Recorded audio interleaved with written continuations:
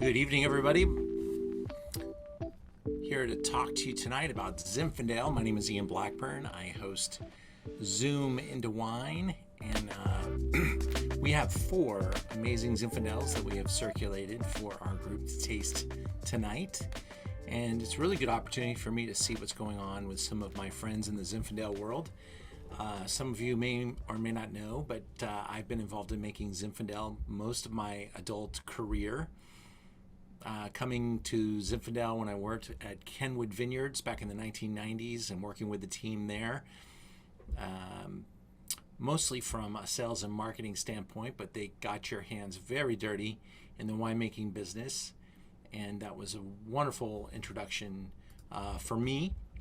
Also got to help my friend Clay Moritzen get his winery started.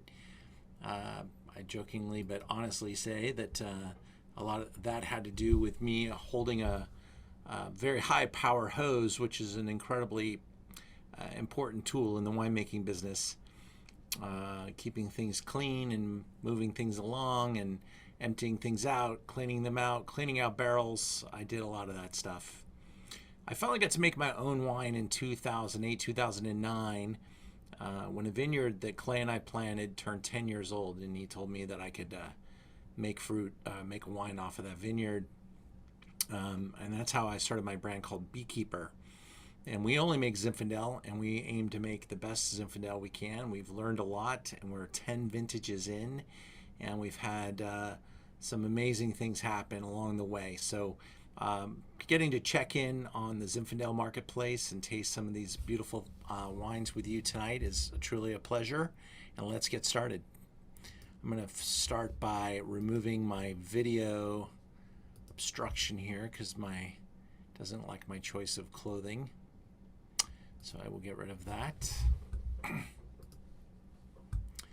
I'm sitting in our offices, which are quite chilly, and usually I have a hat because it's quite cool in here. I may need to get one at some point.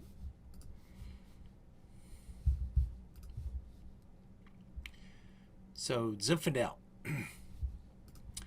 Zin was my choice in winemaking for a lot of reasons. One is that being a smaller producer, being very passionate about wine, you could take a route and go. The popular route would be to make something like Burgundy or Pinot Noir or Cabernet, which are leaps and bounds more popular than Zinfandel to most people. But I really loved Zin. In fact, since the early 1990s, I was a member of ZAP, Zinfandel Advocates and Producers, and would make many journeys north to the great tasting, to taste with all the producers. It was just mind-blowing to me how different the wines could be between the vineyards. Even within a very successful brand, they would have vineyards in the Russian River and Sonoma Valley and Rockpile and Dry Creek and different AVAs. And then you go to Napa and you go to Amador County, and this wine just tasted very different in the different soils and the different houses. And so there's a lot of different renditions of Zinfandel. And I do think that works both for it and against it, because a lot of people don't know what to expect from Zinfandel. And so I thought, this grape needs more champions, more people to root for it. And being a small businessman with a small budget, I wasn't going to move the needle very hard if I went in to make Cabernet or Pinot or any of that other stuff. And that was never really a consideration, to be honest. Clay came to me with a chance to make wine off of a vineyard that we planted together, and it was in Rockpile, and it was planted to Zinfandel. And that was the entire scope of the project when we first started. So I got into it and really fell in love with it, and now I get to taste Zinfandel pretty much for a living. And as we grow our brand and become a little bit more important, we hope to have a little bit better place in the future. Maybe it's all I get to do at some point in time, but we will see. For now, we are going to taste a lot of Zinfandel, but we're not going to taste mine because I really wanted to be able to talk honestly about these wines, about different things, and not get it blurred by my own passion project, which can kind of blur the messaging and distort things a little bit. But I don't mess around. We always pour really good wines, and these are, I think, four of the more important wines in the Zinfandel spectrum. There are quite a few that are not in this picture today, that are also equally as important, but these are four fun wines that I have access to in my store, and that I think are really going to be quite fantastic. Let's get started. Tasting wine number one is Bedrock, and sometimes I taste them blind, but not tonight. Tonight we're going to go right through them and see what each one is offering and talk about this wine at a pretty detailed level. This is a blend. This is a brand that was established in 2007, and there's quite a bit behind the brand, but let's get right into the slide that's in front of us.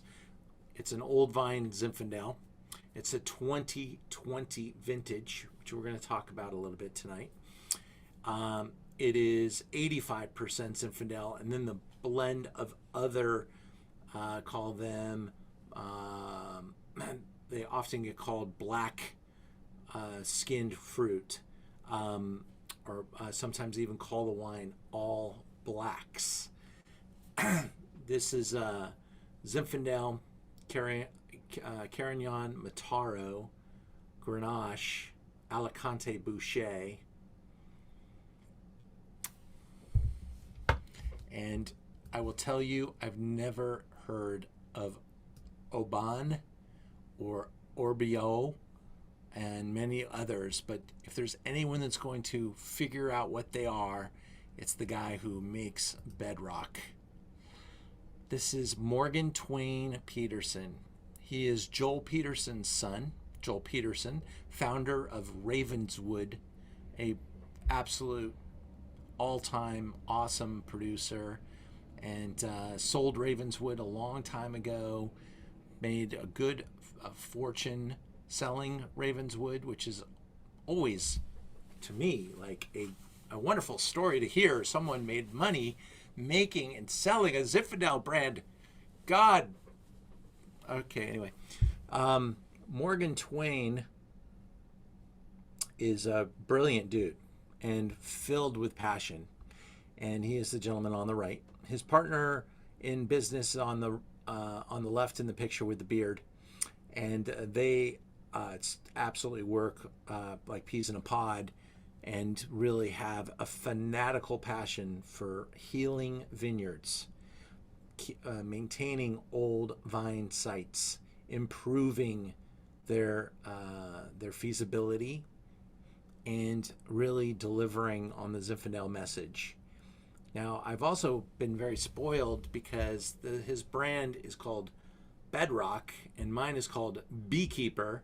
So when there is a Zinfandel tasting, they tend to put us in alphabetical order, and I am usually the brand that gets to feed off of the Bedrock popularity as they come to Bedrock and they see me standing there twiddling my thumbs and taste my wine. It's really helped me quite a bit to make a lot of good friends. And the other B winery right next to us is Bialy, and Bob Bialy has sent me more customers than I have probably discovered on my own. One of the real titans in the industry. Anyway, back to the wine that's in front of us. At Bedrock, they farm an incredibly large number of some of the more older vine sites in wine country, and it's not just Zinfandel. They make a lot of different small batch wines, and so if you like what you taste tonight from Bedrock, go visit their website, get involved in their wine club, and you can really see and taste and smell their passion for the wine. Always native fermentations, uninoculated, really something, quite honestly, that we have to this point not even attempted to take on. So that's something they are very comfortable with. And they do whole cluster fermentations, which with Zinfandel is quite interesting. I think it's a really cool thing. And if it was entirely my winery, I might do more experimentations. And if I actually made wine where I could experiment with, but that is not the luxury I have. I get a small amount of fruit. So I'm always very quite, envious of the position that Morgan Twain is in. He finds himself in. He got there because he is smart and he knows what he's doing, and people trust him. And that's what's really, and important in the wine industry, is to get the trust, and being, the next generation after Joel Peterson, who took very good care of the wine industry.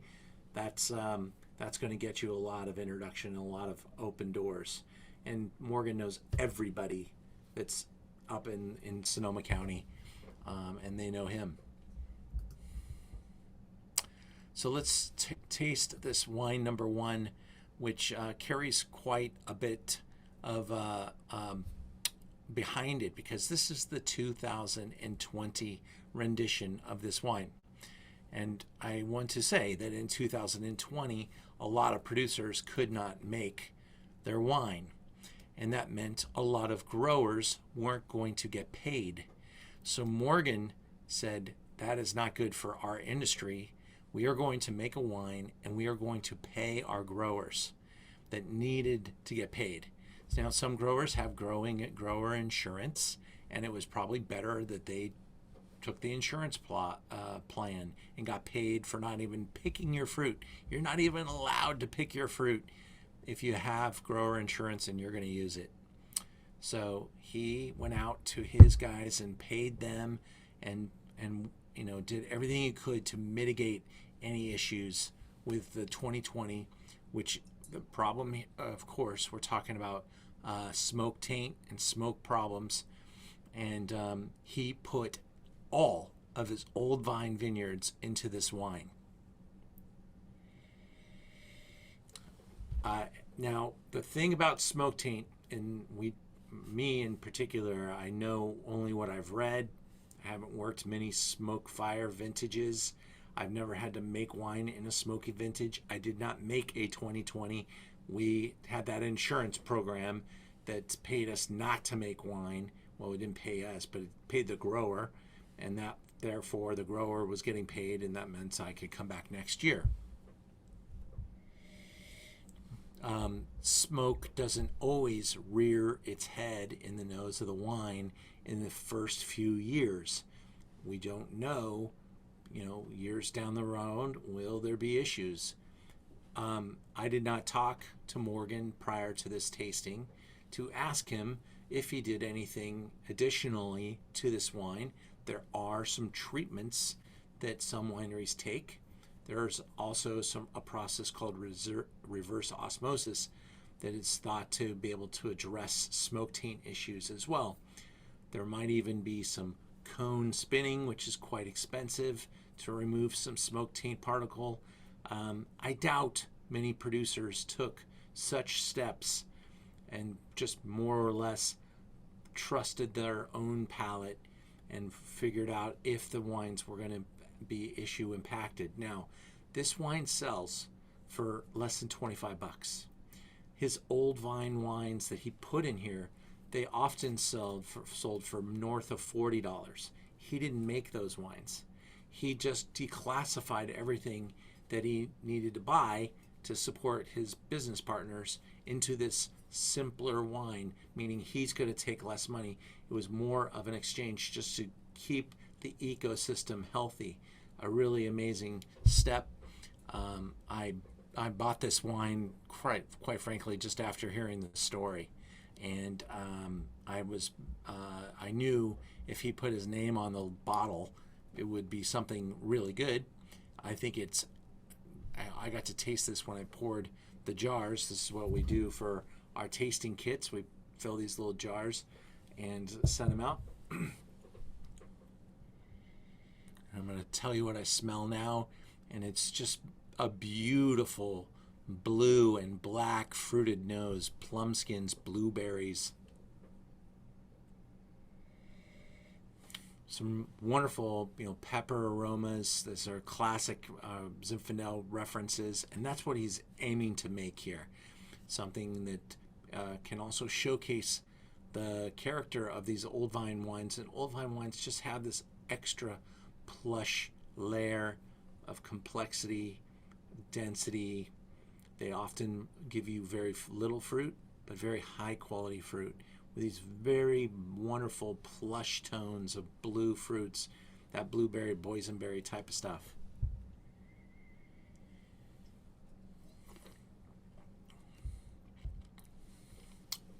It's a young wine. It's a 2020. And with the quality of the fruit that he bought in here, frankly, when you buy a $20 bottle of wine, you don't expect this much power and intensity and raw. Like this wine tastes young because a lot of the backbone of it that's going into this wine is stuff that you put into the higher tier wines, and you tend to keep them in wood a little longer, a little bit of oxidation, a little more evaporation, a little more concentration, and that time kind of works almost like, imagining that green banana, that kind of underripe characteristics slowly dissipating as the banana moves from green to yellow, and that softer, creamier texture. It's exactly the same thing in wine, as this youthful wine hasn't quite gotten to that super wonderful plush spot. It will get there, and I love what it's doing right now. There's absolutely no harm in drinking the wine at this phase, but it's youthful and it's powerful and it doesn't bend a lot. It's been open now. I think we poured our kits yesterday morning, but I filled the bottle all the way to the top, so it really is a slow oxidation in the little jar, and does taste quite similar to what it tasted like on opening.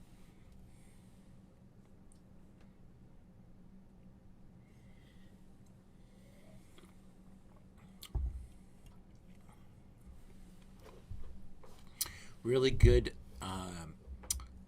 solid material there. I will say that he probably did not want to take additional risks, additional expenses, additional use of wood, additional this and that on a wine that he can only sell for X number of dollars. And that keeps his work limited, investment limited. And the message when you buy a $25 bottle of wine is not lay this wine down for 10 years. The message is drink it in the near term. And I think if you were to buy this bottle of wine and drink it over the next 2 or 3 years, you're going to have something really special, very good quality, and really that's so much better than what the label says it is. The parts in here, these are the parts in this wine are the actual super vineyards of Sonoma, but they are being asked to just dance a little simpler dance, and that's a really nice message and a great way to do business and to keep your business partners in good shape. Gary, did you get the samples tonight? Did you get to try them? Yes. What do you think of the wine? Oh, I love that wine. And have you ever had his wines before? No. Great. He's a really good man. His brand can be trusted, and I will say I'm a little bit of a fanboy of his dad. I met him several times throughout my career, and it's always been a wonderful tasting with him.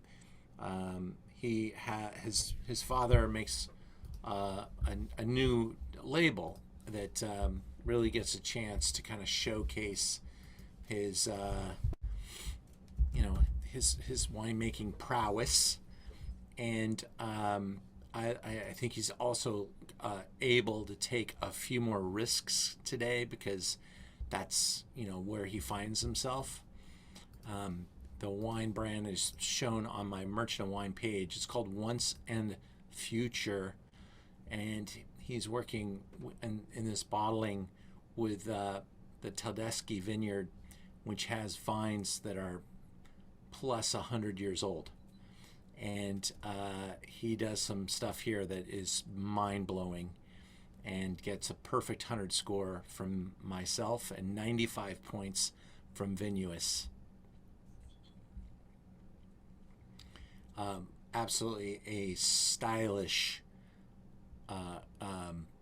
really embraces characteristics in Zinfandel that takes a lot of wisdom to do what he did in this bottling, and I'm a big fan. I'm also a big fan of his use of the period of artwork that he uses on his label design. He uses a very famous artist from the 1970s, David Lance Goines, and that was the Ravenswood logo, and also this logo as well. So he puts a lot of thought into it, and certainly that transferred over to his son's passion for wine as well, and the bedrock and everything that Morgan Twain has achieved. So I hope you enjoyed wine number 1, and it's a delicious, wonderful way to get people more involved in Zinfandel. Let's now go to wine number 2 and some other friends.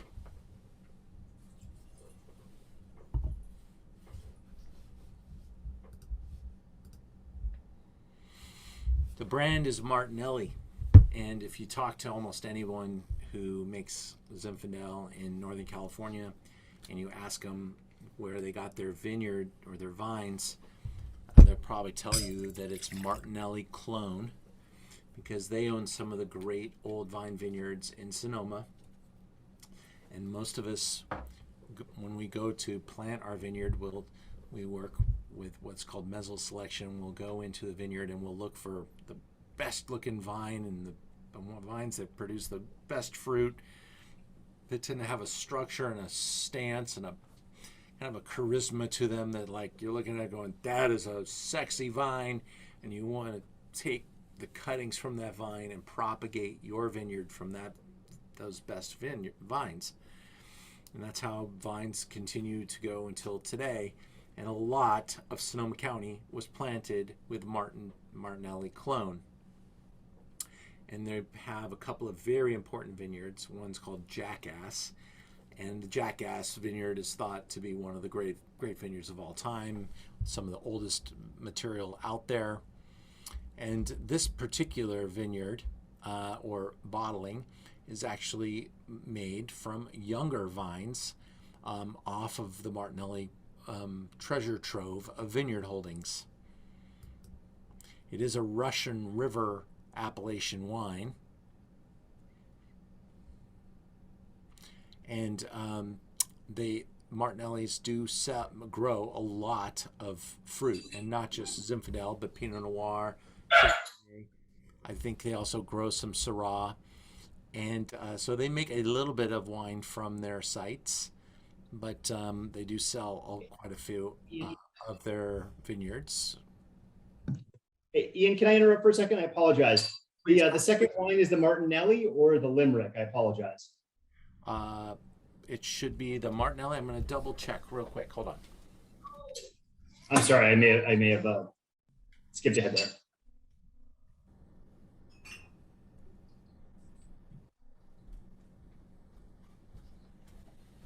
Yeah, I have the bottles here. I just wanted to double check myself.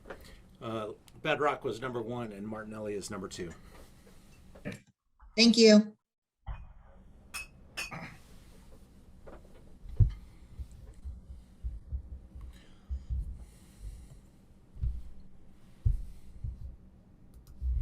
So this is a picture of one of their sites, and they are certainly professional farmers.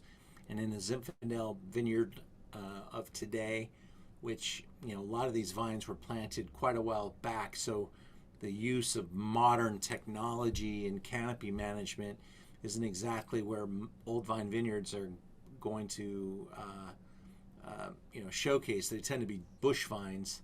Here, this is a little more modern certainly irrigated, but they do have these wonderful trellising systems built in here.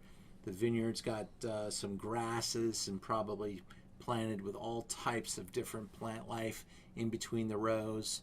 And this is just a picture of a part of one of their vineyards. Not 100% sure this is the actual vineyard that this wine is coming from, but this is a Russian River site in the Martinelli's website attached to the wine, so I'm assuming so. But here's a look at Jackass Hill, and this is a nice steep slope spot that's pretty optimal right next to this amazing forest. And these vines are quite old and have a lot of things working for them. Not only is it just the site and the soil and the slope, but just the expertise that went into the vineyard itself.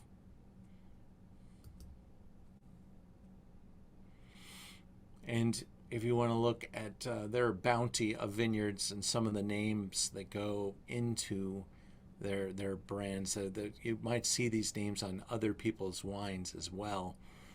You too tend to see almost all Jackass Hill and Jackass Vineyard going into the Martinelli name at this point. There used to be a couple others that got some of that fruit. I don't believe anybody else does any longer.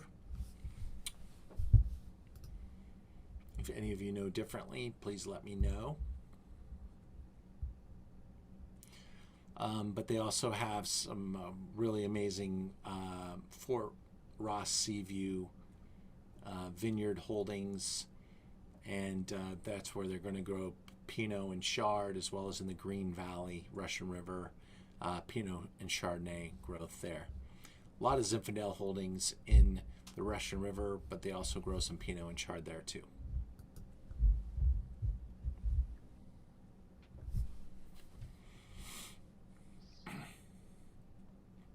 Russian River is pretty famous for having that early morning fog and this really hyper vegetation. And so you're looking at a really different growing environment than what I'm accustomed to growing my fruit in, which is pretty much the opposite extreme. Out in the hillsides, higher elevation, dry farm, no water, and very little rain. If anyone gets enough rain, it's the Russian River, where it is quite wet and quite foggy, and vineyards can actually benefit from fog. Literally sucking the moisture right out of the air does help deliver some moisture to the vineyards as well. The team at Martinelli, a lot of them with the last name Martinelli, but they also hire from outside the family as well, but they're full family involvement.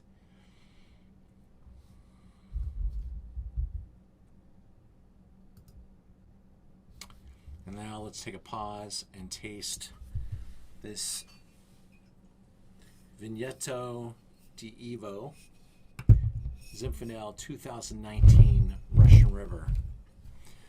Now, when we talk about the style of the house, when I think of bedrock, I think of someone who's doing something really to allow the vineyard to be the star.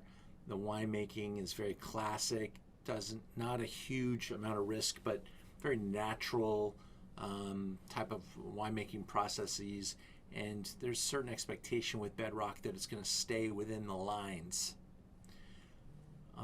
When I get into Martinelli, there's an expectation that the lines have disappeared and they're going to make the wine that they grow, and it's like nobody else's.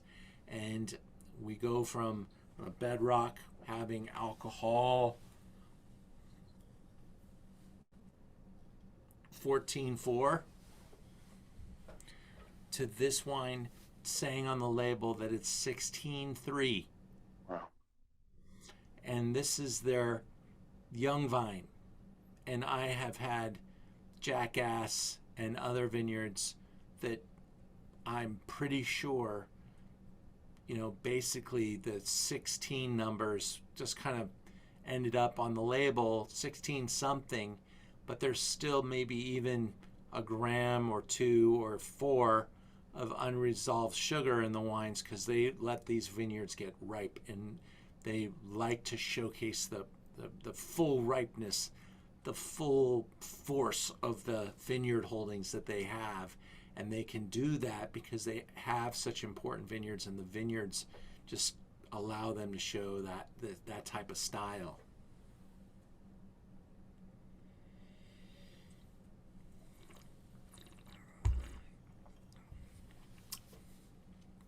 There's almost something confectionery about the wine, not to a level where I call it dessert, but it is so decadent. It's so glorious. And that wine just sings with fruit intensity, and this. Some people, are going to react differently to this.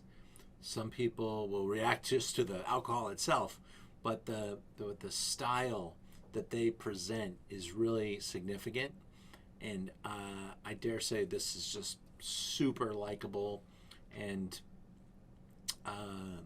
this is very consistent with other Martinelli efforts, and they are artisan about it. There is some risk taking. There is some get out of the way and let the wine do what it's going to do, and let's be Martinelli about it. And there may be trends going in one direction. Martinellis are going to make the Martinelli wine, and you've got to respect and love them for that. And they have a tribe, a following that is so significant, and no one can tell them they're wrong, because you would be wrong in doing that. So this is their style. Like it or not, I think you're going to love it, but it's certainly a full-fruited, full-figured, voluptuous style, and there is nothing wrong with that, but it is what it is. It is a Martinelli style. I'd love to hear any comments you have about the wine.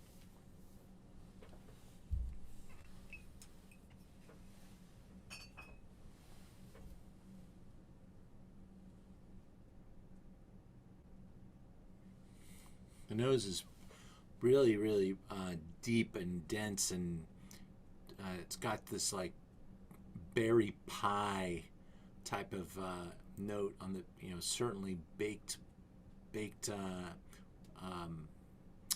I think it actually avoids fig and prune, but is really ripe plum and really baked blueberries and boysenberries, and it smells like a boysenberry pie, in fact.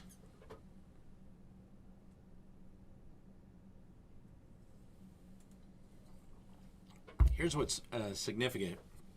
This wine, at its price point, is such a deal.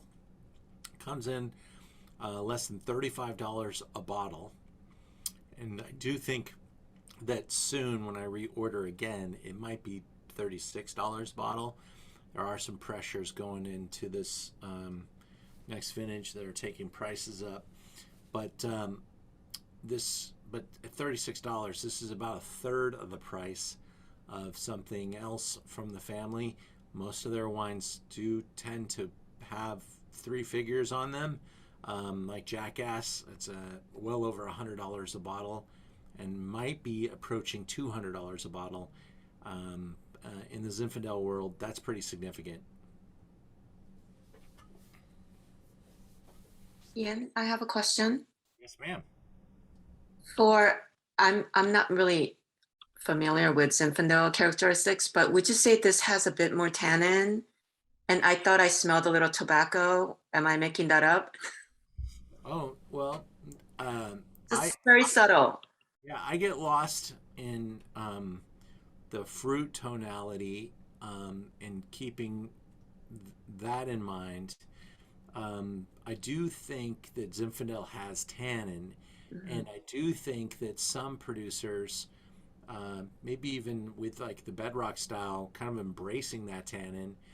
But one of the reasons that we allow Zinfandel to get pretty ripe is to allow that fruit to kind of overtake the tannins a little bit, and allow us to enjoy the wine a little sooner than later. Frankly, in my business plan, in the errors in my business plan, when we started making our wine, I loved tannin and I like, full structured wines, slowly aging wines. I miscalculated how long it would take to turn our wine. And so from a banking standpoint, it's terrible that my wines take, 4 years to be released, because that money, banks want to see you turn, today's dollars into tomorrow's profits. And if you have to wait 4 years to start realizing that, that's really terrible. And so a lot of wineries in the Zinfandel world do allow their fruit to get a little riper so that you can bottle it a little sooner and then sell it and have it being consumed a little more, near term. Not to say this wine won't age. I'm not so sure that this particular bottling was made for aging, though. And so I would say, at a particular price point, wine's kind of made for now. And then at a higher price point, wines are kind of made for tomorrow. And that's kind of something to keep in mind. And it's kind of ironic about the business of wine. The more you spend for the bottle, the more you probably need to wait to drink it. And in this particular case, I really think that the presentation rewards kind of drink it now behavior. Now the question about tobacco, I'm sure if I got lost in this glass, I could smell a million different things from olive, and I wonder if you're trying to connect that to classic tasting references for some exam. Like, are you studying for? I'm starting level 3, but I don't know Zinfandel much at all. Well, and if you had tobacco, where would that what would that connect to? From oak, Okay. but there isn't a lot of oak here.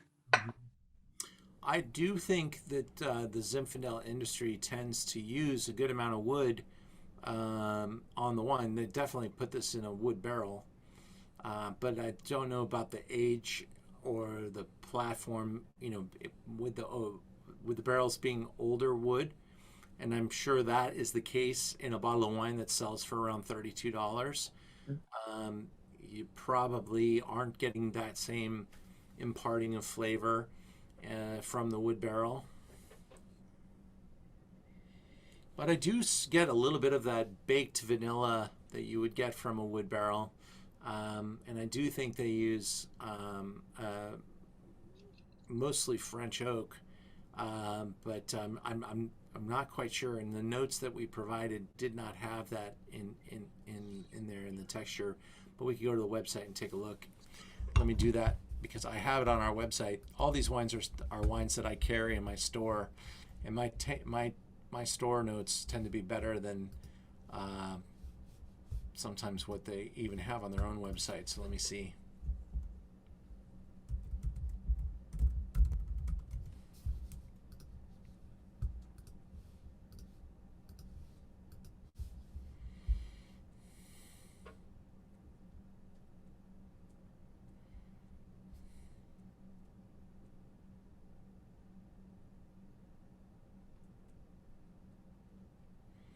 Layers of chocolate and black cherry. Sweet and juicy blackberry and baking spice linger through.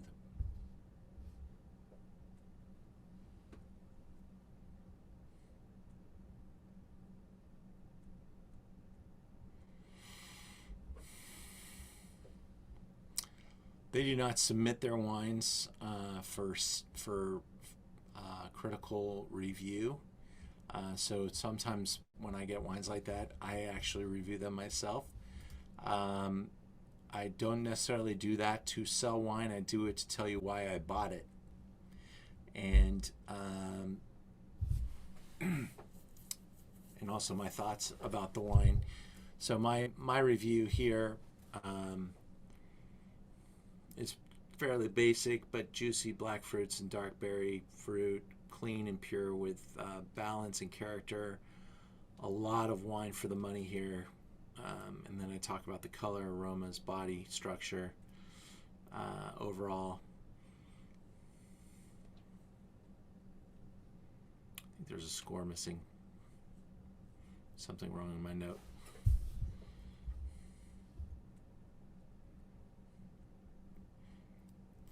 I guess that's it. I guess that's correct. Okay, 92.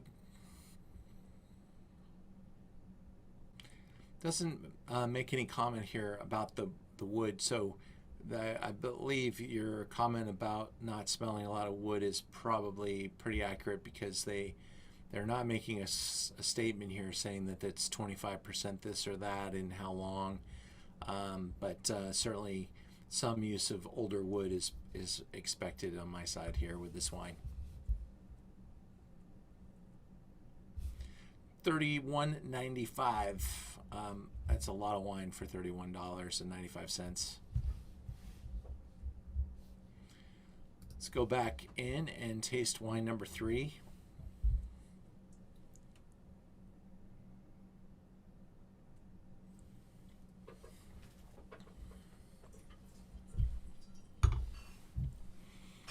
Really excited about what's happening in 2022 in the vineyards. We've got amazing fruit set. We've had some really nice warm weather kind of help us catch up, because when you have a large crop and you had kind of a cold flowering season, not a lot of warmth in February, March, April, even May was still pretty cool, but the recent warmer temperatures have really brought things along in a nice clip.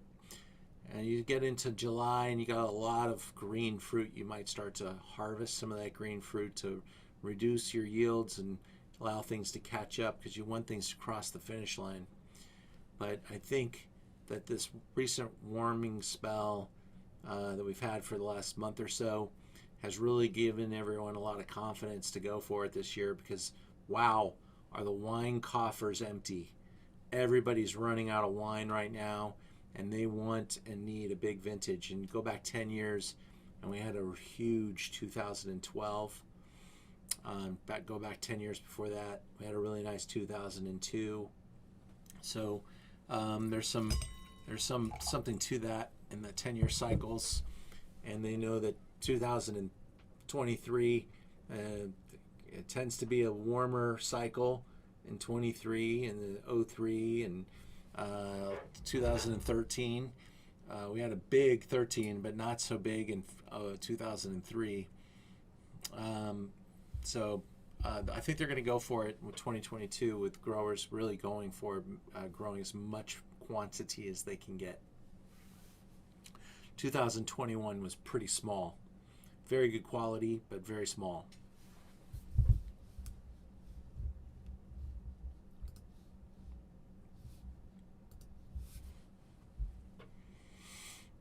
Limerick Lane. This is another very good, high quality, dependable producer that makes some beautiful wines.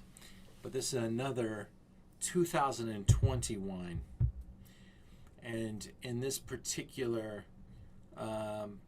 bottling, which is Russian River Valley, there were 54 barrels produced.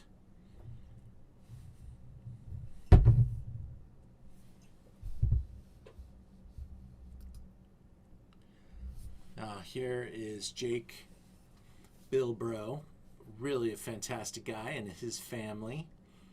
And he comes from a wine family. They have multiple wine projects within the family, not just him, but his dad and his brother and other things. But this is Jake's project. And he has really developed a reputation for the Limerick Lane wines. Sells most of it himself. He has some really beautiful old vine holdings on his property, and carries that Russian River flag on the bottlings, and everything he makes is from his own estate. So he's a grower producer. They are considered field blend, and they allow you to call it Zinfandel, even though we might not know exactly what's in it. Back prior to Prohibition, they planted vineyards with every grape under the sun, and as long as the primary grape variety was Zinfandel, you tended to call it Zinfandel. At some point in time, some people called it Italian field blend because of Italian farmers growing different grape varieties, but they weren't Italian grape varieties for the most part. They were from all over the place. And the idea is, though, that they were making wine for an Italian population. And so they would even make Zinfandel in an Italian style, kind of spicy, kind of like the old Italian wine. So Zinfandel and Italian populations were always very strongly connected. There is a genetic link between one of their grape varieties and Zinfandel, but probably Zinfandel comes from Croatia, not from Italy, where they call it Primitivo.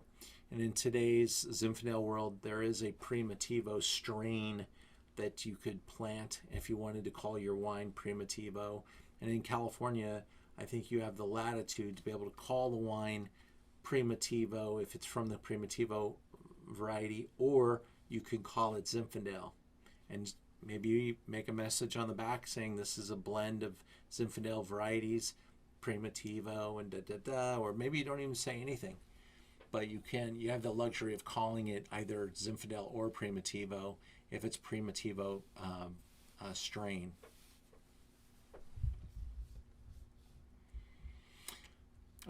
What's cool here to talk about is that his harvest pH is 3.3 to 3.6. And I note that he's very specifically saying harvest pH. When you bring that fruit in, you picked it at a particular pH. But by the time it starts fermenting, it might be a little different story, and that pH tends to climb up a little bit. So do your bricks. So you harvest at 23 to 25. And if you do the math, if it actually starts fermenting at 25, that give you about 13% alcohol.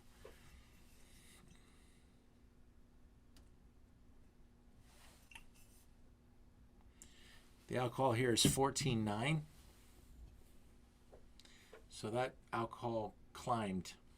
Label says 14.9. My slide says 14.8.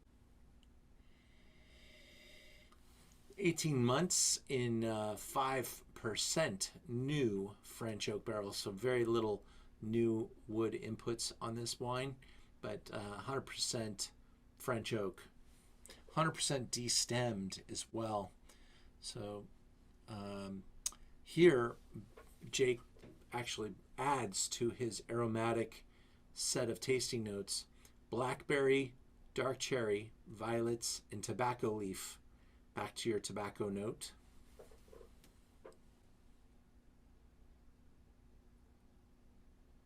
Strawberry, raspberry, gravel. That's his flavor profile. And mouthfeel, polished, medium-bodied, lingering acidity.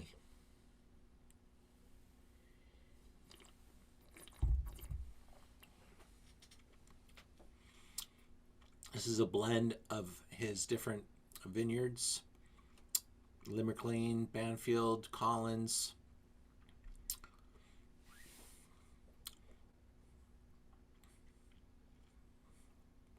Again, 2020, so it's pretty youthful, a little firm.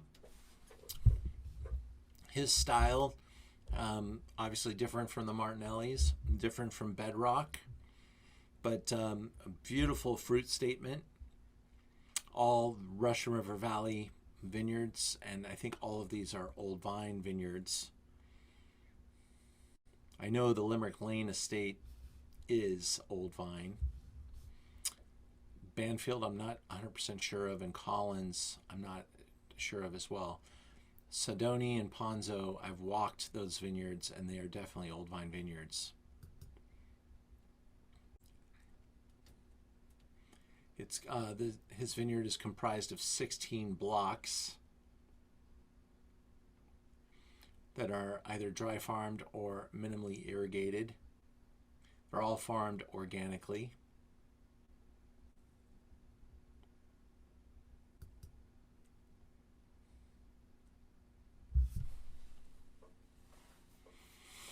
And their vineyard dates back to 1910. Family owned and operated for over a century.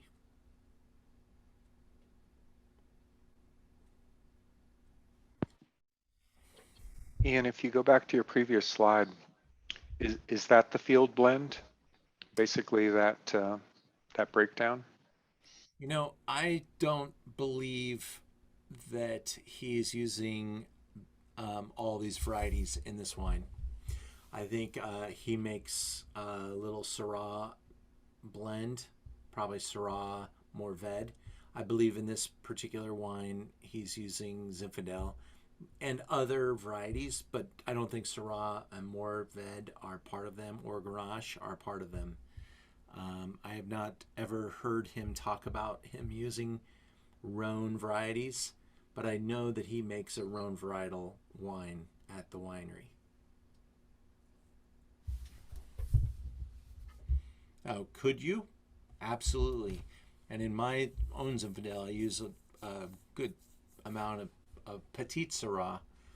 Petit Syrah is technically a Rhone variety, but it's also thought to be the natural partner for Zinfandel. Like if Cabernet is partnered with Cab Franc, Merlot, Malbec, Petit Verdot, because it's naturally bottled that way. In Bordeaux, those are kind of natural partners. Zinfandel and Petit Syrah are that. And sure, a vineyard could have some Syrah, some Grenache, and Mourvèdre and still be called Zinfandel. And by the preponderance of the Zinfandel, 16.5 acres, maybe he does tuck some of that into this, but I'm not sure that there's any Rhone varieties in here, and I've never heard him tell me that there are. It does say Old Vine Field Blended Zinfandel.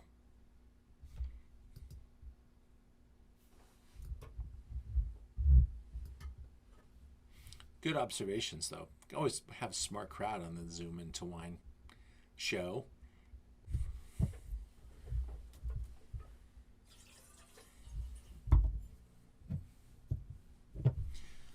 So, my last wine that we're going to show tonight, there's quite a few stories here.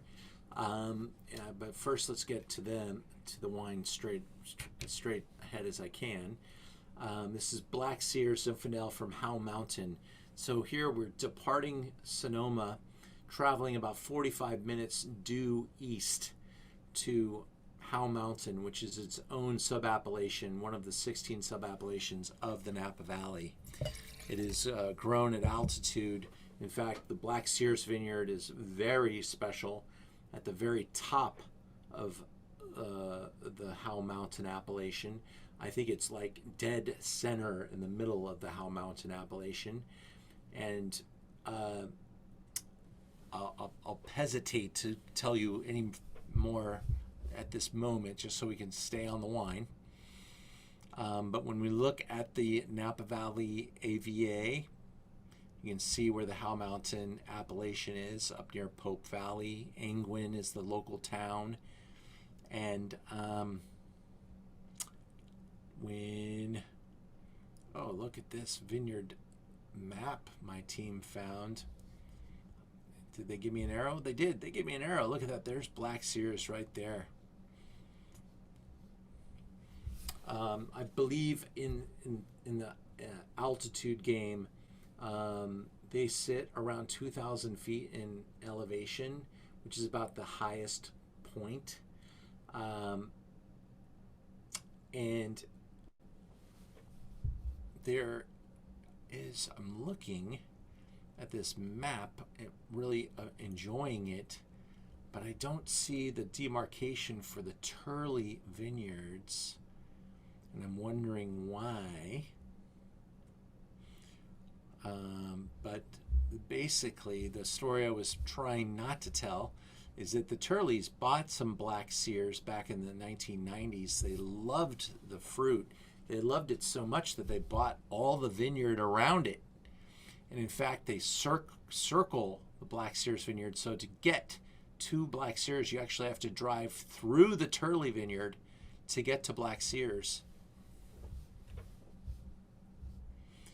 I'm wondering if that is being left off because Turley is not considered a Howe Mountain AVA supporting vineyard. And if you're not supporting the Howe Mountain AVA, you get left off the map. I'm going to go with that. Here we go. Here's part of the vineyard holding, and they have a number of different acres, and they do sell a good amount of their fruit off of the Black Sears vineyard. And in fact, I was very lucky to buy some Black Sears fruit in 2012. Again, save that story just a moment. I'll pause. Let's taste the wine.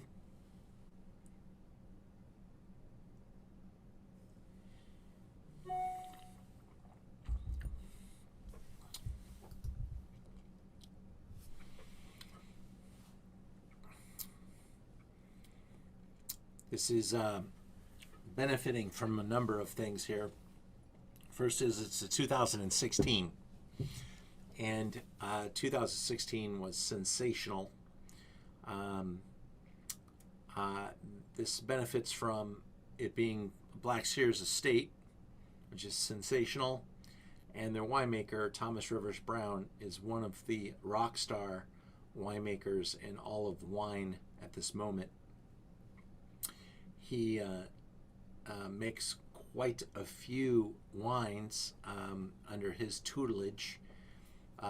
His name is on the wine as winemaker, but he's got an incredible team of people that he surrounds himself with. 100% French oak, 1/3 new, 1/3 1 to 3 year old barrels, and then the rest being neutral for 18 months in wood. That's about what we do with a bigger wine like this as well. I'm typically 15 months on most of my wines and 18 months on my reserve. So in 2012, my business plan, I just got to interject the story here now. My business plan for my little wine brand, I only had so many dollars to spend. And so in 2009, we actually got more fruit than we could bottle, so we sold it off in bulk because I just couldn't afford to disrupt the plan in the first year. Well, the 2010 vintage came, and we had a heat event in 2010, and I lost half of my crop, and so we made half as much as we wanted to. And in 2011 was the coldest vintage in California history, and we made even less. So I was going in the wrong direction, and so I reached out to every great vineyard I could think of that would be really fortunate for us to make. And at the very last minute, a very famous brand called Schrader had a block of Zinfandel, and they had decided in 2012 they were no longer going to make Zinfandel. So the fruit went on the market in the very last moments, and that's not usually considered cool, but it was a great opportunity for me. And I was able to make one hell of a Black Sears vineyard beekeeper in 2012. Unfortunately, it was a big block, and also unfortunately, fortunately, I made every single drop I could in 2012, and that was all the money I had in the world, and that meant I could not commit to the 2013 vintage at that point, because I was going to lock away all those dollars for years, and I was hoping they would sell me a smaller piece, but they just found someone else to take all of it. So I lost, and that's the name of the game. You got to have the bucks ready to go. Anyway, when I taste this wine, I just taste all that goodness that you get off of Howe Mountain. Howe Mountain being a volcanic soiled appellation, you get a little something extra there in the minerality. It's often described as kind of like gunmetal, or what does that mean? Well, it's kind of like a hot metallic graphite-y edge to the wine, and you can taste it in the cabs and the zins and the syrahs and the petite syrahs that come off of Howe Mountain.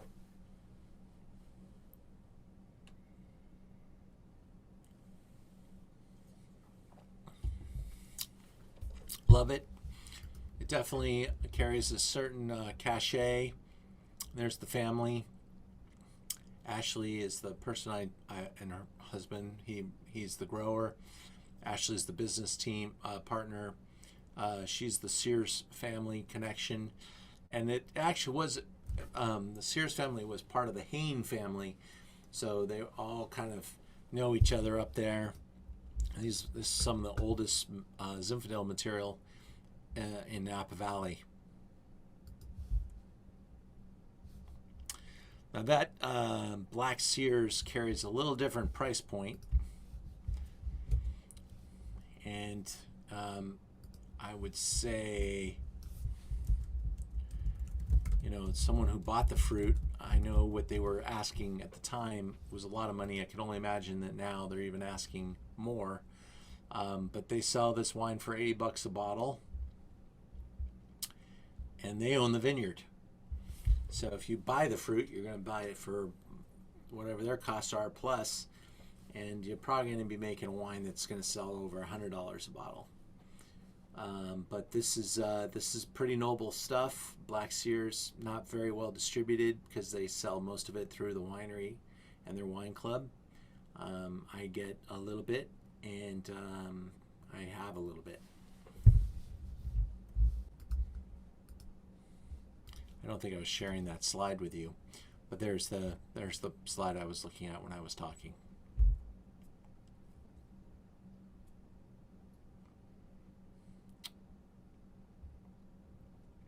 Questions, comments? What do you think of the wines? Favorites? Things you like the least? Things you like the most?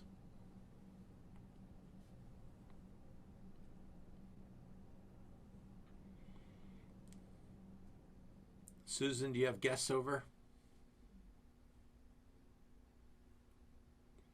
It looks like you got a full table. Josh Boxer, what are you guys doing there? You got lots of glasses. Hey, Ian, how are you? Yeah, we got a big crew today. Really, We have bottles and glasses. bottles and glasses and dogs barking and all sorts of things, but really enjoying this one a lot. Good, a lot, I think, better structure than the others, and a little bit more refined, a little bit more. I don't know. What do you guys think? Tasty. Tasty. Tasty. What are you picking up, Lewis? I am picking up the fruity flavor from each of them. Really? Tobacco. No tobacco? I can't taste the tobacco, to No. be honest with you. I thought you did, number 4. No, number 4. I prefer number 2 over number 4. Number 2's the winner over here. I think number 2 on our table here. No, number 4 for sure. Oh, number 4 for sure? Yeah. Okay. Can you tell us the price of number 4? Or did you? I'm sorry if I missed No that. problem. We're looking at it right now, $80. It's usually between $80 and $90, but that's yeah. You're talking about a wine that costs as much as the other 3 combined. Can I have a little more number 4? I'll try just to drop. But it doesn't mean that just because it costs more, you have to like it more. I love the fact that someone said they liked wine number 2. I mean, it's a really distinctive style, and it attracts people constantly. It's a very gregarious style, and so at the same point, number 2 sometimes also repels some people because it's pretty exaggerated, big and vocal and ripe, and good amount of alcohol. And if you go back to number 2 and you can spin that thing around, you can really see some of the alcohol sheeting the glass. None of these wines are shy on alcohol.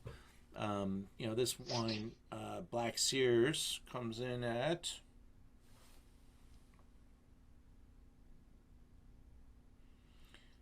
I think that says 15. These are actually more for the blocking the light off of the screen. Let me put on the readers. 15.1. So, Black Sears. There's a particular character to it that is a little different than that Russian River style. I want to go back and kind of recant a little bit about the Limerick Lane and how absolutely magnificent I think that bottle of wine was. I really enjoy that Limerick Lane style that tends to use the ripe and the underripe to kind of offset itself. There's something very natural about it. And then go back even further to the bedrock style, which really kind of hugs the center of the road and doesn't veer too much to one side or another, but really shows a really nicely managed bottle of wine that's very true to his style. And it's very delicious, and I think it just pounded with quality marks left and right. The wine is really young in that 2020 bottling, but at $25, as I told you, the first wine is really built to showcase some really cool stuff. It's probably 6 months away from just absolutely softening up. It's a little green right now. It just got it in stock a couple weeks ago, but it's like 6 months away. And the business plan that he's working on is like, let's start to sell it. We'll have a year, and by the end of the year, this wine's going to be at a different spot. But we have to start selling it right now, because then the 2021's ready and the 22 ready, and there's time limits and stuff like that. Because you've got to keep on that type of execution. You got to keep the shelves, and the wine list stocked up. And then for him to make a wine in 2020, I think he did a great job.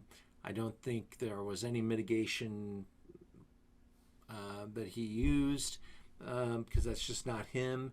He would have been very, very Puritan about the wine is what it is, but he was working with such good vineyards, and those tend to overcompensate when you're taking a wine that you normally bottle for $50 a bottle and declassify it into a wine that sells for less than 25.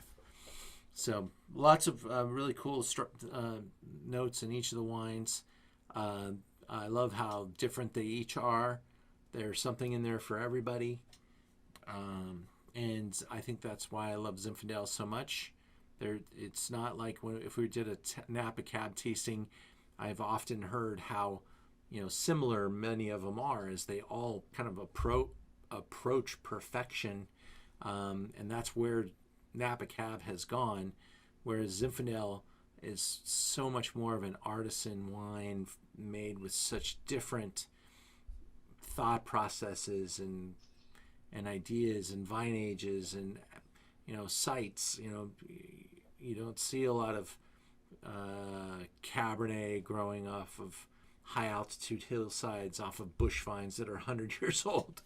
So it's really a pretty different model. But I do think that Zinfandel is such an important part of our wine culture, wine world. And the examples like these offer me a lot of hope for the future of Zinfandel. And if and when I do another Zinfandel tasting, which I will, we'll continue to showcase different producers, because there's a lot of other producers that we could have included in the conversation today. I am hoping at some point to have a Stars of Zinfandel or something like that with a lot of the producers on Zoom with me, and potentially even some live action with some live Zinfandel events in the fall. So we're working on a bunch of stuff, That's what we do around here. We continue to try to create. And if you want to check out everything that we've got going on, I would encourage you to look at the Learn About Wine website. Of course, if you want to buy some wine, at Merchant of Wine, we have free wine delivery. And you can get your Zooms delivered in Los Angeles included in your wine delivery. So you don't have to pay for delivery. I know some of you paid for delivery, but if you add a couple of bottles to your cart, you get over the $100 limit inside of Los Angeles only. I can get these kits delivered with your wine. Unfortunately, I can't do that outside of Los Angeles because I have to ship at UPS, and the packaging we're using with these jars has to be UPS compliant, so I have to put them in a particular box, and therefore the $10, $15 fee, whatever it is completely necessary. So that's where we are with that. Here's our calendar of upcoming activities, and on Learn About Wine we show you the Zooms and the classes. So this weekend we have a champagne class. I've sold out our third dinner in a row, so that's really cool. We got a palate builder on Zoom this Saturday. We have a sake program. Now, some of you might not think that you're sake fans, but I want to beg you to reconsider, because if you're ever going to like sake, this is the one that's going to get you right here. Because I told Eduardo, I only want to taste like really cool stuff, like great stuff. I will be honest, I'm not the biggest sake fan. I am not. But if I'm going to drink it, it's going to be something really, really special. So we've got these amazing breweries, and we're tasting the best of the best here. So this is, if you want to buy the bottle kit's $300 for the 3 bottles.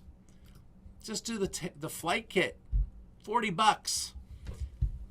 You'll get to taste some amazing sake, and you'll thank me later, because these are really, really interesting. And Eduardo is worth it all to himself. This is a guy that writes for many different publications, from Decanter. He's had his own show on Som TV. This guy he's born in Mexico City, raised in Spain, and lived in Japan, and speaks like every language under the sun. And he is super brilliant and so much a sake guy.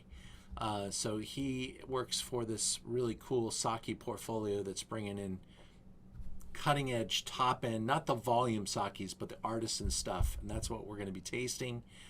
And I think you're going to love it. Coming soon, Stars of Pinot Noir will have both a virtual class and the dinner at Tess on Sunset. The difference is the virtual experience will have 6 great wines from all over the place, and the dinner itself will have 16 wineries with many of the winemakers attending. We'll have all the winemakers being featured on the Zoom, the night of the Zoom, 6 of them, but many of the 16 will be at the test dinner. Just to finish up my little commercial here, we're going to finish out the month strong with a really cool gathering of just brilliant women in wine. Laura Katana, who was in Los Angeles recently, I told her about what we're doing. She said, I want to do a Zoom. And then Nicole Rollet walked in the room shortly after. They know each other from different organizations. They said, let's do a Zoom together. So we're going to have Argentina and France on the Zoom. Dr. Laura Katana, medical doctor, and her whole family is really one of the most successful wine brands in the world, let alone Argentina. And Nicole Rollet, who worked for the Rockefeller Foundation, and I love her slogan. She went from think tanks to wine tanks, and they have a biodynamic estate in the Rhone Valley, making some of my favorite wines in France. So really amazing to be able to talk to both of them, share some ideas, and we're just sharing a couple of casual summer wines. So we keep the Zoom $15 to do it, and to taste their great wines. The bottle kit's only $62. Why don't you grab a bottle kit? You can send it to you right now. You can have it. You can chill them down. You'll love both of these wines. And we're going to drink Katana's White Clay Semillon Chenin. This is an estate vineyard that she found clay on. Decided to experiment with some Semillon and some Chenin and all natural fermentations. Really a cool bottle of wine. And then this rosé from Chen Bleu is legend. Great. So join us. Come back and see us again. I want to thank everybody for being here. I hope you enjoyed. Any questions before we go?